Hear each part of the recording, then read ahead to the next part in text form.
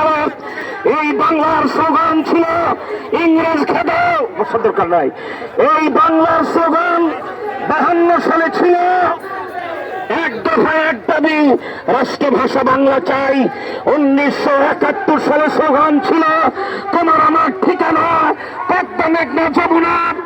এবারের স্লোগান হবে তোমার আমার ঠিকানা কোরআন হাদিস ওলামা। অর্থাৎ কোরআন হাদিস ছাড়া বাংলাদেশ আর চলতে দেওয়া হবে না। বাংলাদেশের হাইকোর্ট, সুপ্রিম কোর্ট, জজ কোর্ট, আইন আদালত, স্কুল কলেজ, ইউনিভার্সিটি, ব্যাংক, বিমা আল্লাহর হুকুম নবীর তরিকা ছাড়া আমরা চলতে দেব না।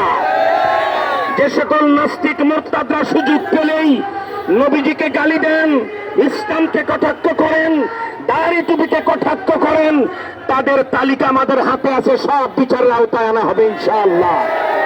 আর একটি বিষয় আমরা পরিষ্কার এই সরকারকে বলতে চাই, আপনারা কোনো কাজে গড়িমসি করবেন না।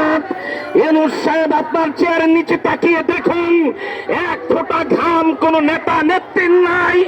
আপনাদের চেয়ারের তলায় শুধু এদেশের ওলামায়ে কেরাম আর ছাত্রদের রক্ত, ঠিক কিনা বলেন? অতএব আমাদের কলিজা আটটুকা হীরা খন্ড এই বৈষম্যবাদী ছাত্র ওলামায়ে কেরাম, হেফাজতুল ইসলাম বাংলাদেশ, জামাত ইসলামী বাংলাদেশ, নেজামে ইসলাম বাংলাদেশ, বাংলাদেশ খেলাফত মজলিস, এইভাবে ইসলামী যত দল সংগঠন, আওয়ামী লীগের